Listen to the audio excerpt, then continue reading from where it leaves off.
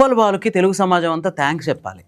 ఎందుకంటే big boss show మీద గతంలో చాలామంది సెలబ్రిటీలు రకరకాల ఆరోపణలు చేసిర్రు, కానీ ఎవ్వడు పట్టించుకోలేదు. నిజంగా ఉప్పల్ బాలు చేసిన ఒక వీడియోతో ఈరోజు బిగ్ బాస్ షోని దుమ్మెత్తిపోస్తున్నారు జనం, ప్రధానంగా మన తెలుగు రాష్ట్రాల్లో.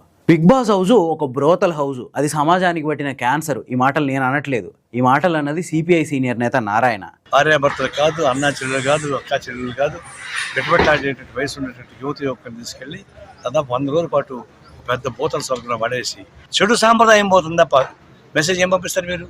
లోపల 100 రోజుల పాటు మేము ఉన్నాం, యువత ఒకలేము చాలా స్వచ్ఛందంగా బాగున్నామని చెప్తే నమ్ముతాడా? తాటి చెట్టు కింద కూర్చొని పాలు తాగితే ఉండి నమ్ముతాడు?